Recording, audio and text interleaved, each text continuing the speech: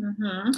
But now I would like to update all of you about the world's economy first. Let's start with the warning from the IMF.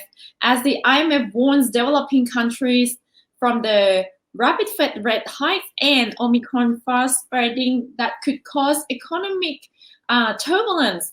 So yesterday, the IMF warned that emerging economies should tighten up their belt for a possible rough time as the US Federal Reserve prepares to raise interest rates and world economic growth slow because of the Omicron variant. According to the IMF predictions, for now, global economic recovery from the ravages of the pandemic should continue this year and next, but risks remain elevated by the two factors. So let's have a look at the first factors. One is from the Omicron strain that has quickly spread around the world since mid-December last year, causing record numbers of new COVID-19 cases in the latest wave of the global health crisis and causing many countries to reinstate their health measures that hamper their economic growth. And for the second factor is the Fed quick rate hike that could rattle financial market and cause tighter financial conditions on a global scale.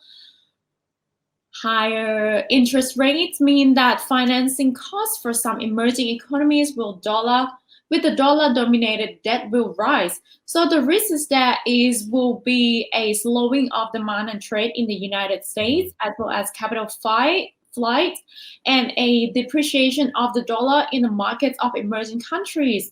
The IMF recommended to the emerging economy nations to tailor their response based on their circumstances and vulnerabilities.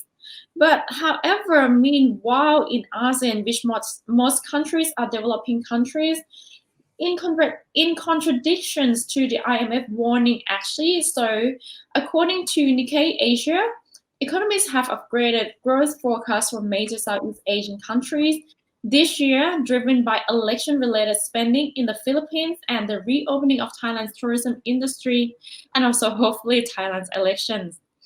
While GDP growth forecasts for 2022 appear brighter, focused economics reports for this year and next year, all countries in the region should see an acceleration in growth as higher private spending boosts domestic activity, with the more accelerating vaccination campaign bode well for the activity for this year.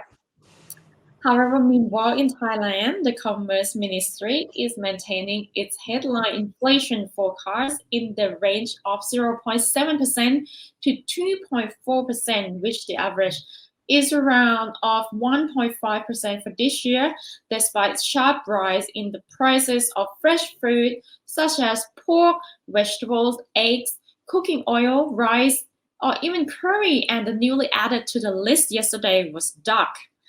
So for this, however, all of this I mentioned, everything is also still unsure and uncertain due to the COVID-19 situation. How are we going to tackle with the situation as well? And also, it's a worldwide problem.